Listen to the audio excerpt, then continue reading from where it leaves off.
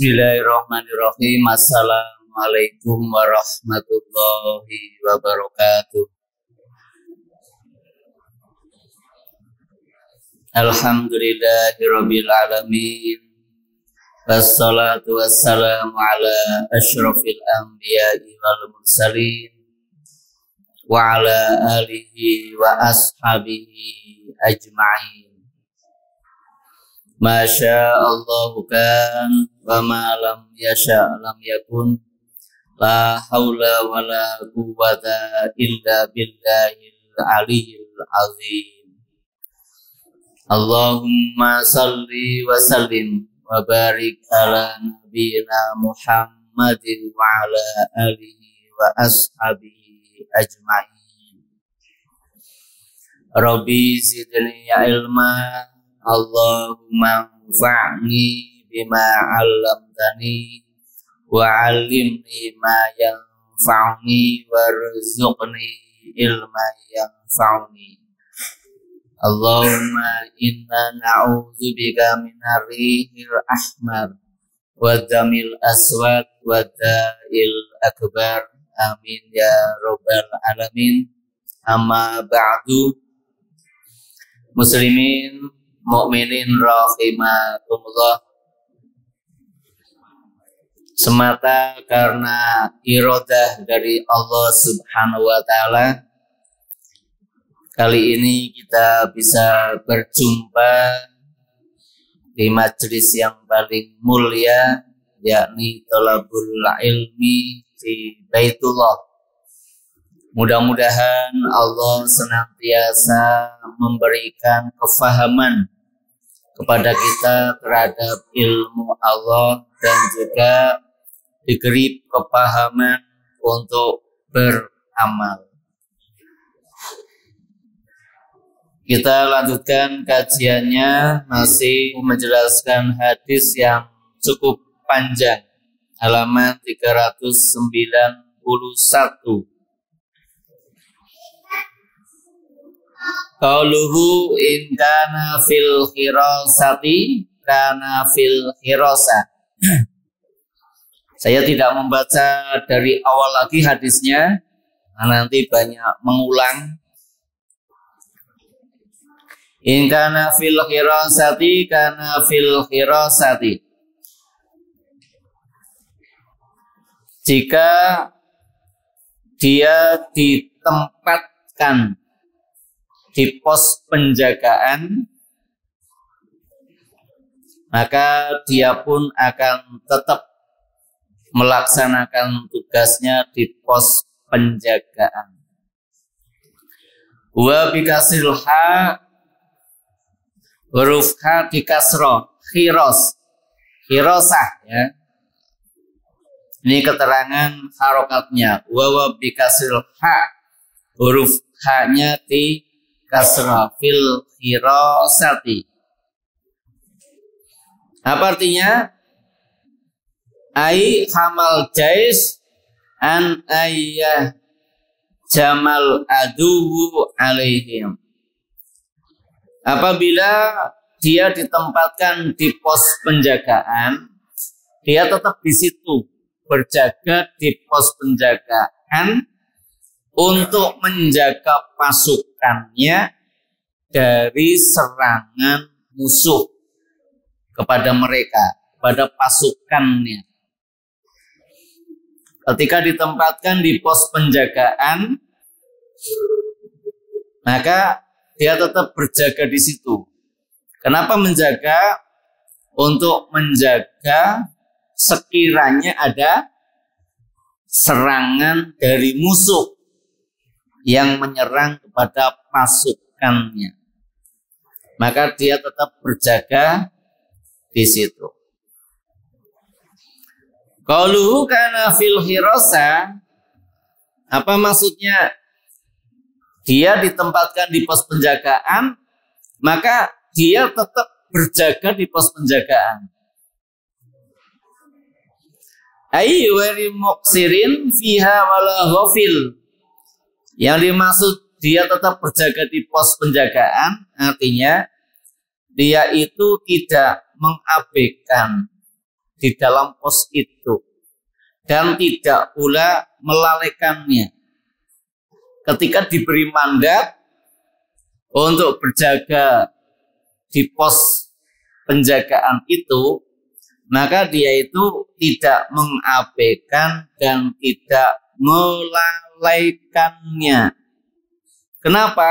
Abai sedikit, apalagi sampai lalai, kemudian musuh datang, maka tidak bisa dijaga. Berakibat kepada kekalahan. Kalau itu adalah sebuah peperangan. Redaksi hadis Nabi adalah al-jaish. Jaish kan pasukan. Kalau pasukan kan artinya perang ya. Artinya perang. Kalau orang itu ditempatkan di pos depan untuk berjaga-jaga, maka dia tetap jaga di situ. Ini kan sedang menceritakan tuba abdun gitu ya. Berbahagialah seorang pemuda itu atau hamba Allah yang dia mengambil kudanya untuk melaju cepat berjuang di jalan Allah, rambutnya terurai, kemudian kakinya berlumuran debu. Ini kan lanjutannya. Ketika dia ditempatkan di pos penjagaan, maka dia pun akan tetap berada di situ. Maksudnya apa? Ghairu muksirin fiha wala ghafil. Dia tidak mengabaikan tugas yang diberikan untuk di dalam hirosah, di dalam penjagaan, pos penjagaan itu.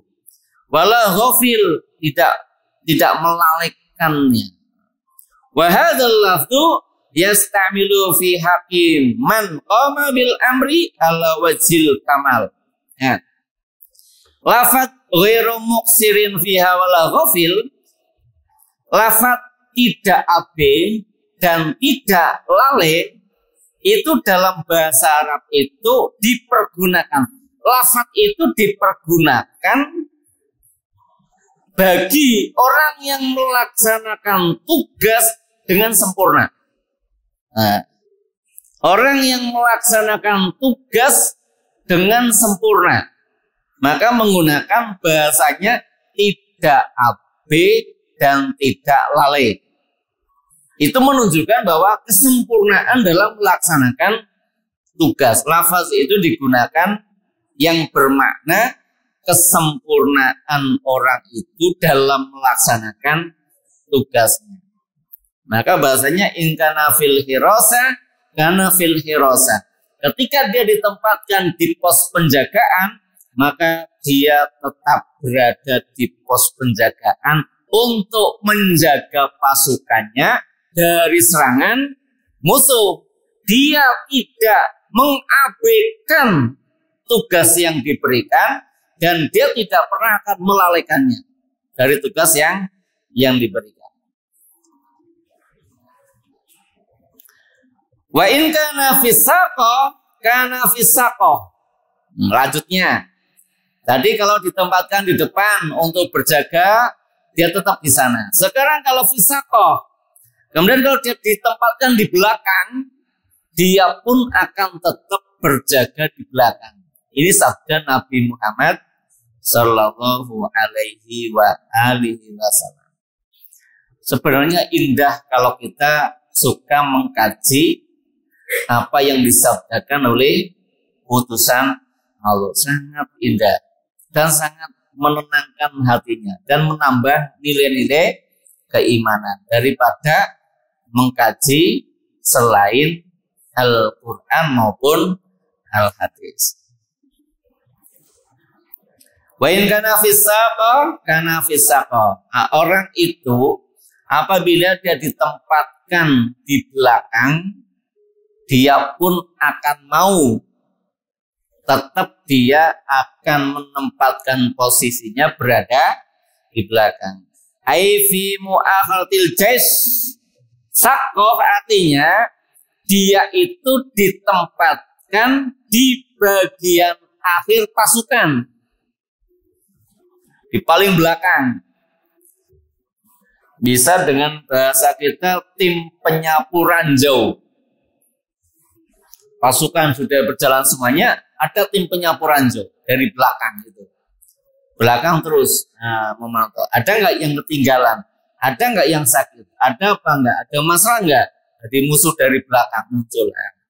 Ketika orang ini ditempatkan di belakang, limu akhratis jais, berarti itu apa? Yuqallibu nafsu fi masalihil jihad. Nah, ketika dia ditempatkan di pos belakang, di paling belakang pasukan, ia akan menempatkan dirinya di situ untuk kemaslahatan berjihad. Dia tetap menempatkan diri di situ. Kepentingannya apa? Untuk kemaslahatan jihad, untuk kebaikan-kebaikan dalam urusan berjuang di jalan Allah. Motivasinya itu. Kalau yang di depan tadi motivasinya untuk menjaga pasukan dari serangan, ya, dari serangan itu dijaga.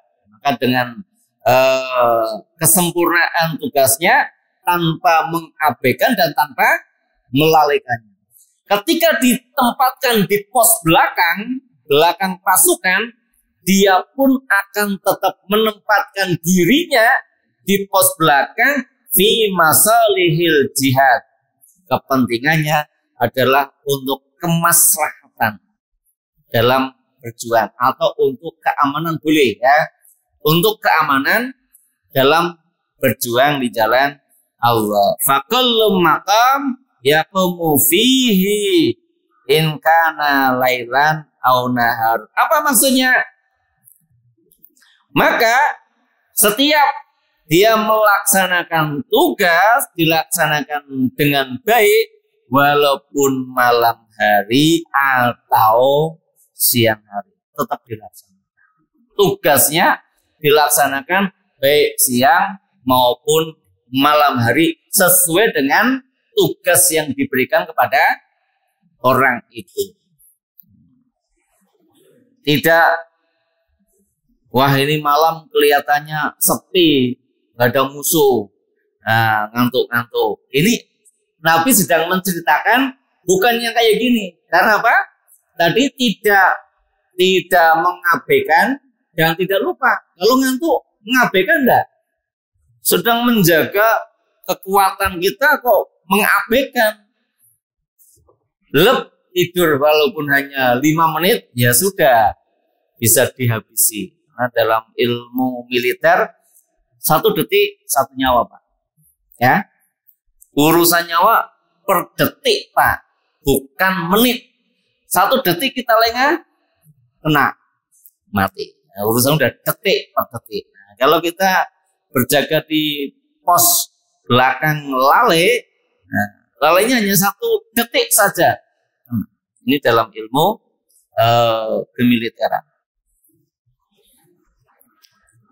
Kenapa orang itu ketika ditempatkan di belakang, dia menempatkan diri di situ untuk kemaslahan dalam berjihadnya, maka dia laksanakan baik malam hari maupun siang hari, rahbatan fi sawabillahi. Ini motivasinya. Dia itu mengharapkan banyak pahala dari Allah.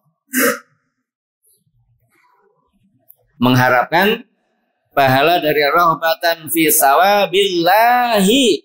1. Kenapa dia konsisten tetap di situ? Menjaga siang ataupun malam tidak abai dan tidak melupakannya rahbatan sawab. Semata-mata mengharapkan pahala dari Allah. Kira-kira kalau motivasinya mengharapkan pahala dari Allah, maka dia akan konsisten apapun yang terjadi untuk kemaslahatan dalam berjuang di jalan Allah. Wa talaban limardatihi. Yang kedua motivasinya mencari ridho Allah. Yang pertama apa? Rahbatan fi sawabillahi, mengharapkan pahala dari Allah, tidak ingin mengharapkan pahala dari yang lainnya, maka konsisten melaksanakan tugas yang sudah dilakukan. Walaupun berat malam hari atau siang hari, ketika dia diberi tugas itu dilaksanakan. Motivasi yang pertama adalah rohbatan fi sawabillahi, mengharapkan pahala dari Allah. Yang kedua, talaban lima rodatihi, yang kedua mengharapkan atau meminta ridhonya Allah. Bukan ridhonya panglima perang, bukan mengharapkan ridhonya komandannya. Ya, kalau mengharapkan ridhonya komandannya, kalau komandannya ada, jaga ketat, sikap sehat, tegap. Tapi komandannya nggak ada, kira-kira bagaimana Pak? Berkurang nggak? Maka orang kalau ada komandannya dengan tidak ada komandannya itu beda. Berarti yang dicari adalah keridhaan komandannya. Orang ini tidak mencari itu. Tapi apa? Tolaban lima rodatihi, yaitu mencari keridhaan dari Allah. Wa mahabbatan li ta'atihi, yang ketiga motivasinya adalah cinta untuk mentaatinya. Cinta mentaati perintah itu yang diberikan kepada dirinya adalah kecintaan. Kecintaan, bukan yang lainnya. Kalau udah kecintaan terhadap perintah, itu luar biasa. Kalau orang diperintah itu karena melaksanakan kecintaan dan perintah, mesti maksimal dilaksanakan. Tapi kalau dilaksanakannya bukan kecintaan karena keterpaksaan, nanti dalam hatinya grundel ya Pak ya, grundel di sini. Walaupun ada komandannya, yang hati ini grundel. Siap komandan gitu ya misalkan ya, grundel di sini. Komandan nggak ada. Nah, jadi motivasi yang ketiga, karakter abdun yang dianggap bahagia oleh Nabi itu adalah karena memang dia itu cinta dengan tugas yang diberikannya.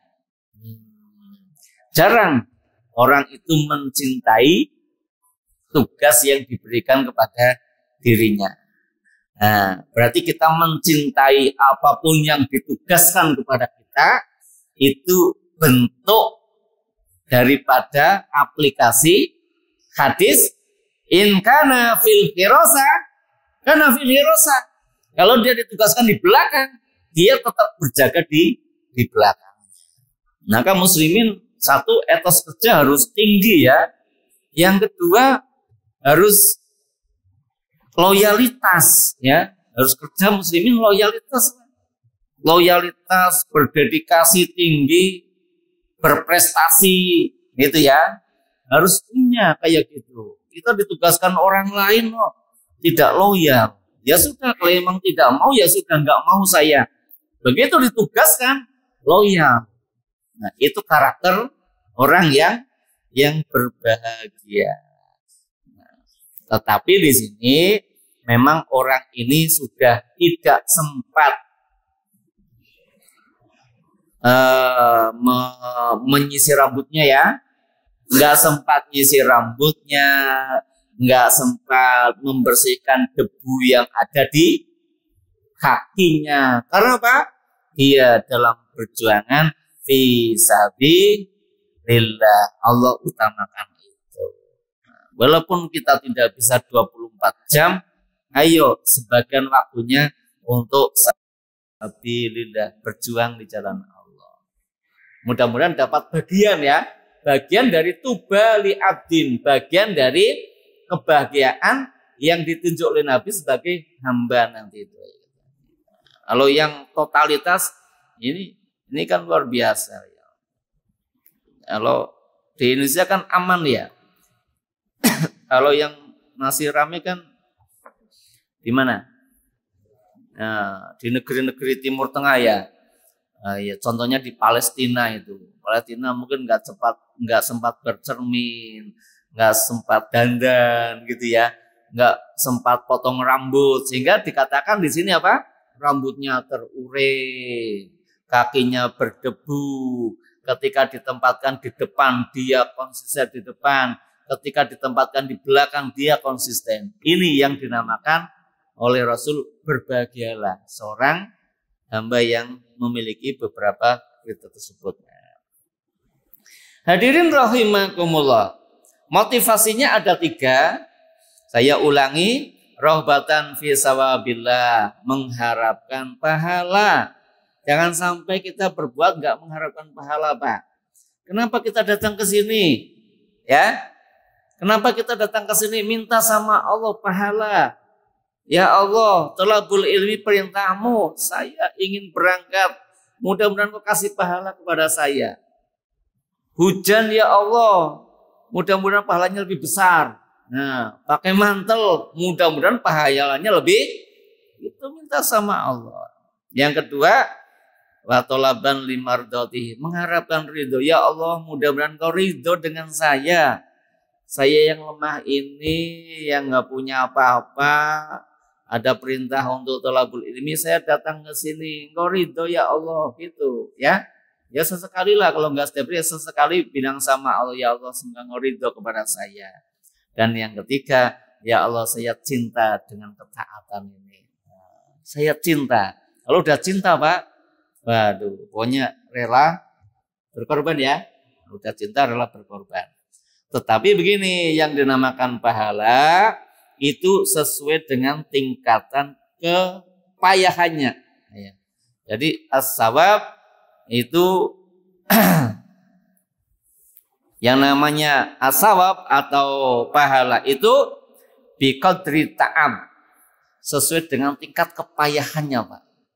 Nah, pahala itu tergantung dari tingkat kepayahannya. Payahnya kenapa, Pak? Kesulitannya ya.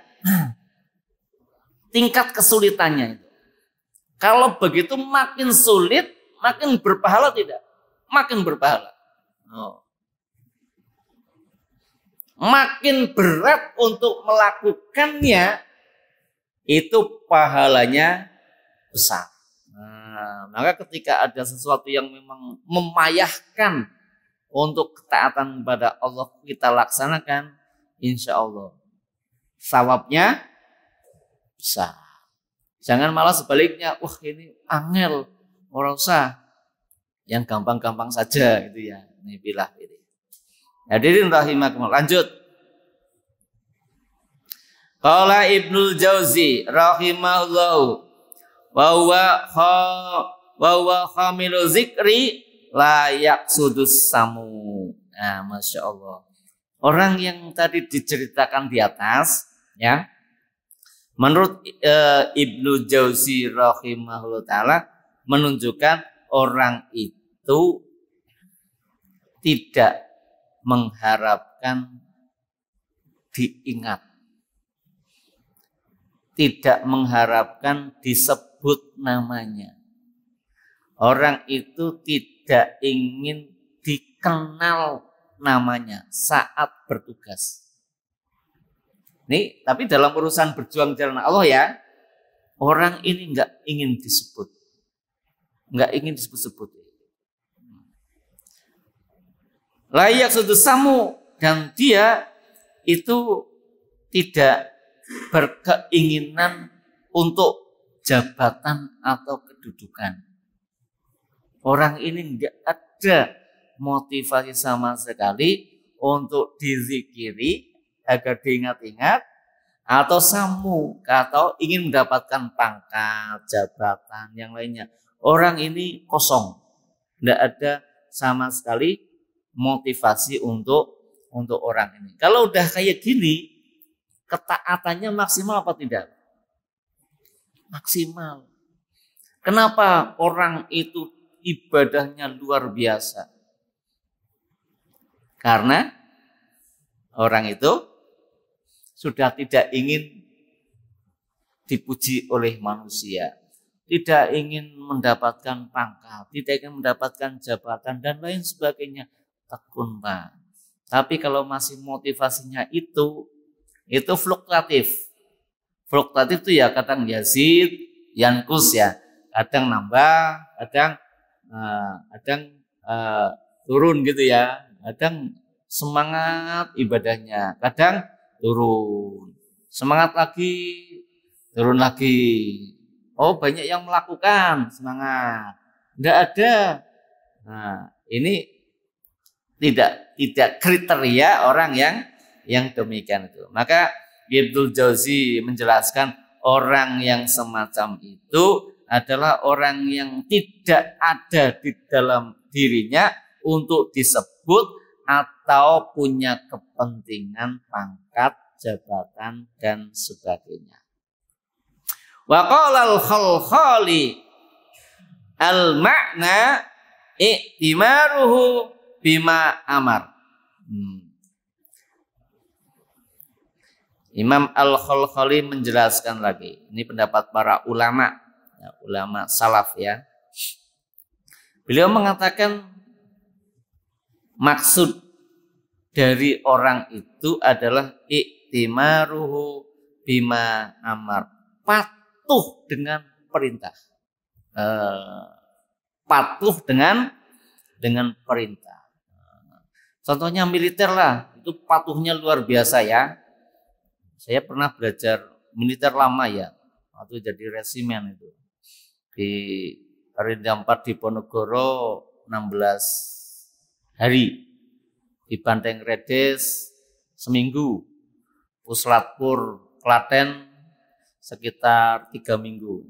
Luar biasa, itu memang taatnya luar biasa Pak. Dipanggil langsung berdiri Pak. Gitu ya Pak ya, panggil langsung berdiri itu. Iya berdiri, panggil siap. Sedang kondisi duduk saja atau makan harus tinggal. Sedang makan Pak, suruh mingkem. Padahal makanan ada di dalamnya. Panggil siap. Kadang muncul-muncul ya kayak gitu. Karena kalau lagi latihan bersama, styling Pak, itu paling lucu Pak. Jam 1 malam itu nyalakan mercon ya, mercon saja bahasanya. Mercon dir mati lampu, gelap gulita, suruh pakai pakaian, senjatanya dipakai, sepatu dipakai, topi pakai, langsung kumpul. Nah, siang udah diatur. Nanti kalau udah ada apa? Kalau nanti ada serangan, tempatkan sana. Udah ditempatkan, nanti siangnya udah ditempatkan. Kalau nanti ada serangan, kamu di sana, kamu sana kayak gitu. Betul, malamnya jam 1-an, wah kalang kabut. Begitu sudah kumpul di sana, nah isinya orang ketawa. Ada yang bawa bantal Pak. Ada yang pakai celana pendek, tapi pakai sepatu PDL. Sampai detail kepada senjatanya Pak. Senjata itu kan ada nomor serinya Pak. Dicek itu oleh komandan. Cek coba. Lihat nomor senjatamu benar apa salah. Sampai detail ke situ Pak. Masya Allah. Telitinya luar biasa. Dicek salah. Sampai terakhir yang nggak ada yang benar. Ya, semuanya punya kesalahan. Hadirin rahimakumullah. Nah, menurut Al-Khalkhali yaitu i'timaruhu bima amar, patuh dengan perintahnya. Masya Allah. Ini karakter memang orang yang dikatakan bahagia menurut Rasulullah Sallallahu Alaihi Wasallam. Maka ayo kita latihan patuh taat kepada Allah dan Rasulnya. Dah patuh. Wa iqamatihi khaisu aqyam. Nah, dia setia dengan posisinya. Posisinya dimanapun ditempatkan, dia itu apa? Iqamati, tetap tegakkan. Dia setia ditempatkan. Enggak ada prajurit itu yang diperintah komandan tawar menawar. Joko, belakang, siap, langsung lari. Ada enggak tawar menawar? Duh komandan, saya sebelah sana bagaimana? Wah ya sudah, enggak bisa urusan kemiliteran kok tawar menawar. Langsung sikap, belum tempatkan, selesai. Jadi apa? Maksudnya Dia adalah wa iqamatu haitsu aqyam. Dia itu setia dimanapun posisinya, ditempatkan setia di sana. Ini orang hebat enggak, Pak? Orang hebat. Tapi tidak berpangkat dan tidak ada motivasi untuk anak. Layaf gitu min maqami. Nah, dia tidak akan meninggalkan posisinya. Ketika dia ditempatkan di satu pos di sana, dia tidak akan meninggalkan posisi itu. Loh, kalau meninggal posisi sudah ditempatkan kamu sana, tak selesai, ya udah jaga di sana semuanya. Semuanya berjaga ada di sana. Ini kayaknya kok ilmunya ilmu kemiliteran ya. Semuanya di sini. Enggak apa latihan kitab di sini ya. Nah, tapi kajian kitab di sini. Yafqudu min maqami, dia itu tidak akan meninggalkan makomnya. Maksudnya posisinya. Tadi ketika ditempatkan, dia tidak akan meninggalkan posisinya, tidak ditinggalkan. Itu kan perang, tidak harus dalam posisi perang, Pak. Dalam kondisi tidak perang pun kita punya amanat-amanat di masyarakat, di masjid, posisi dimanapun ya sudah kita tertib di dalamnya, tidak meninggalkan posisi itu. Kalau kita dijadikan misalkan ketua takmir, ya udah itu posisi saya jangan meninggalkan. Kalau saya bagian tukang azan gitu ya, Pak Levi ya, itu saya pegang, tidak akan lepas itu. Saya akan mentaati dan saya tidak akan meninggalkan posisi itu. Oh, ini udah waktunya, saya harus segera ke masjid laksanakan azan. Dan juga yang lainnya, beberapa hal kan begitu ya. Nah, luar biasa. Ini mungkin nggak bisa masuk ilmu manajemen apa ya? Ilmu modern itu ilmu manajemen masuk. Dulu sudah ada belajar kayak gini, Mbak. Tapi bahasanya bukan manajemen ya. Rasul sudah, Masya Allah, Rasul sudah mempraktikkan ilmu kayak gini. Masya Allah, luar biasa. Nah, kadang kita banyak berkhianat dengan amanat-amanat kita ya. Saya disuruh ke sini, tapi sak gelemi dewi. Nah, ini bukan kriteria tuba, kata Nabi, bukan kriteria orang yang berbahagia. Ya apa celaka atau sengsara gimana ya. Nah,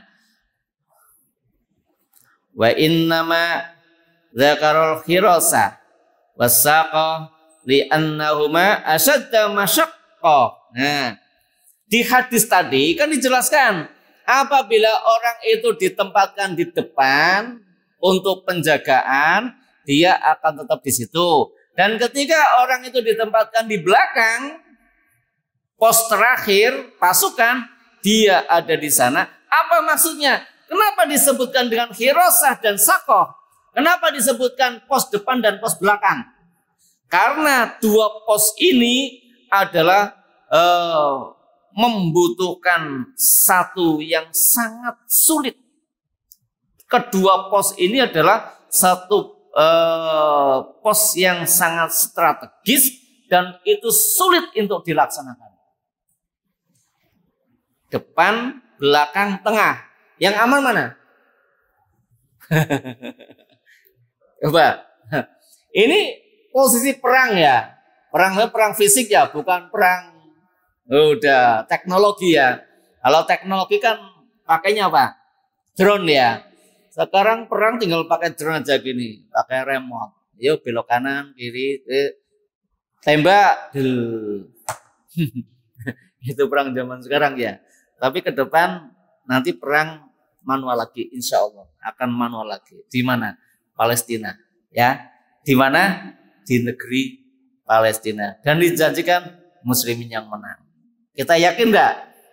Muslimin yang akan dimenangkan menurut hadis maksurat yang dari Nabi Sallallahu Alaihi Wasallam. Nah, ini ditempatkan di depan sama belakang. Itu memang apa? Asyadul masyaqqah, paling repot. Paling payah itu pos paling depan sama belakang. Kenapa? Ketemunya musuh. Musuh bisa di depan sendiri ketemu. Jadi kalau ada musuh datang, yang langsung berhadapan siapa? Ya paling depan. Kalau musuhnya dari belakang ternyata Siapa yang pertama kali akan menghadapi? Ya paling belakang. Nah, maka ini gambaran dua posisi ini adalah posisi yang sangat berat. Tetapi orang ini tetap konsisten ketika ditempatkan di depan, dia tetap di situ.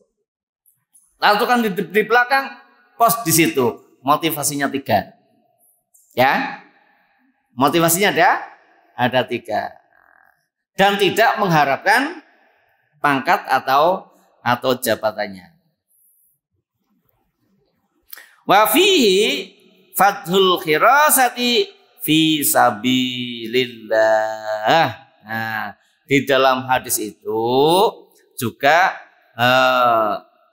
ada keutamaan untuk berjaga-jaga di jalan Allah. Nah, di dalam hadis itu ada dijelaskan tentang keutamaan di dalam berjaga-jaga di jalan Allah. Tadi yang ditempatkan di depan sama belakang sedang perang tidak, Pak? Sedang adu apa belum? Belum. Ini belum terjadi. Ditempatkan di sana, tempatkan di sini manut dia. Ini belum terjadi pertempuran.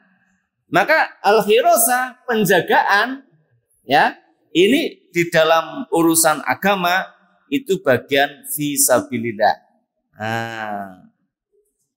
Oke. Ya.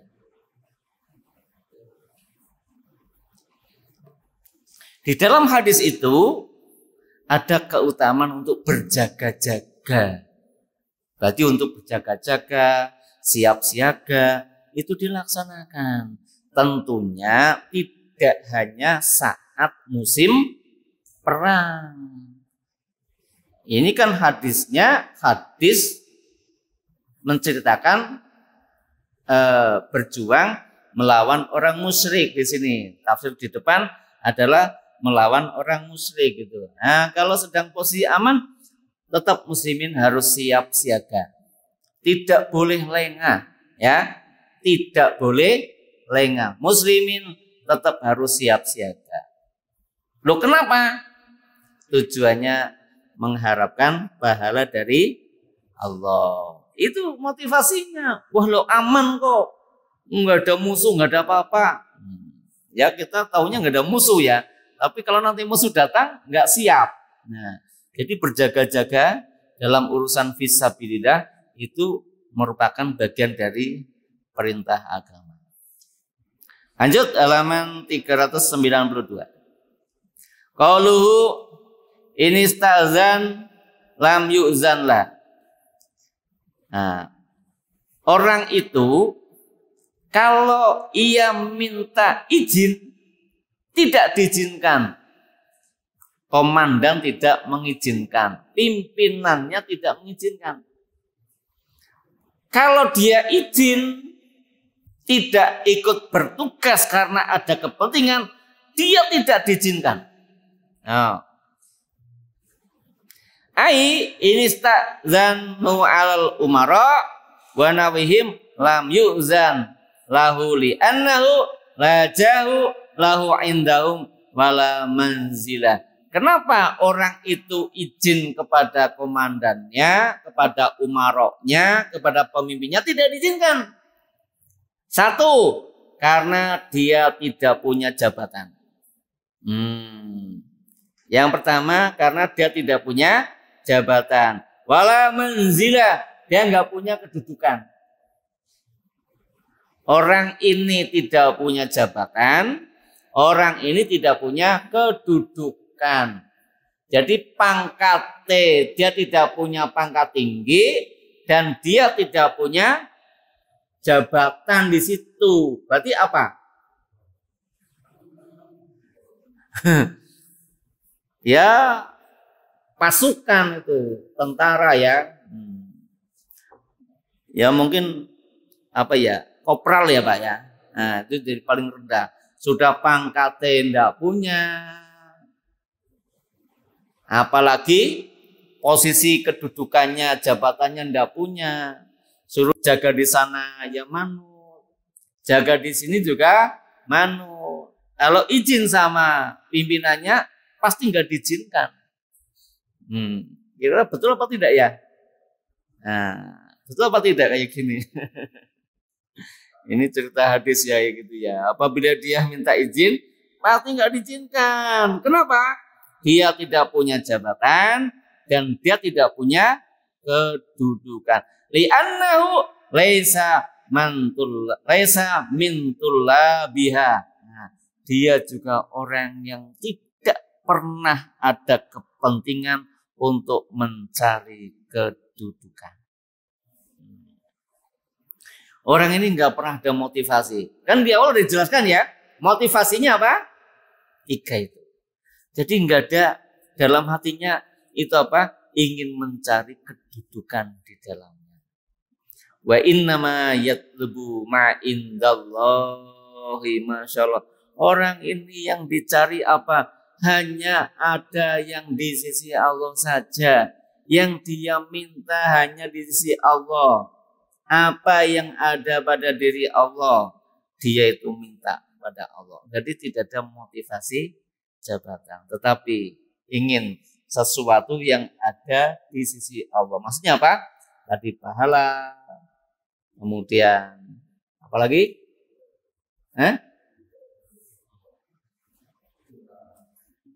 Ridho, ya? Pahala, ridho, dan yang ketiga kecintaan pada perintah, cinta itu. Jadi 3 ya. Pahala, ridho, cinta. Udah itu yang dipegang. Jadi nggak ada motivasi yang lainnya.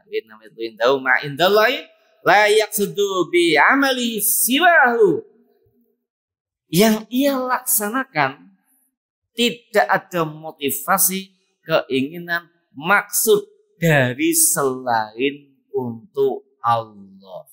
Insyaallah. Ini betul-betul orang pilihan, tidak ada motivasi yang lainnya. Kalau udah kayak gini Pak, mesti orang pilihan Pak. Walaupun pangkatnya paling rendah. Nah, walaupun kita di masyarakat nggak punya jabatan apa-apa, kekayaannya yo sithik, rumahnya yo sederhana, ilmunya yo pas-pasan. Apalagi Pak? Nah, tapi orang ini, Masya Allah, akidahnya, karakternya, nggak ada yang bisa menandingi, Pak. Kenapa? Motivasinya, pahala, ridho, dan cinta. Layak sudu bi amalihi siwahu. Tidak ada maksud dengan perbuatan yang ia lakukan, selain maksudnya kepada Allah, mengharapkan ridho Allah Subhanahu wa ta'ala. Qauluhu wa in syafa'a bi fathi awwalihi wa sanihi lam yusaffa bi fathil fa musaddada, yakni lau sampai seterusnya. Nanti insyaallah kita akan membahas lebih lanjut adalah tentang wa in syafa'a lam yusaffa, apabila dia nanti ingin menjadi perantara, maka perantaranya ditolak. Nah, kalau ditolak kenapa? Lo nggak punya pangkat kok jadi perantara, nggak punya jabatan kok jadi perantara. Sudah kalau izin ditolak izinnya. Kalau dia ingin jadi perantara, penghubung, apa? Ditolak. Kenapa? Ya, memang makomnya tidak di situ. Makomnya memang berjaga di pos depan atau pos belakang. Wallahu a'lam bishawab. Astaghfirullahaladzim. Subhanakallahumma wa bihamdika asyhadu an la ilaha illa anta astaghfiruka wa atubu ilaik. Wassalamualaikum warahmatullahi wabarakatuh.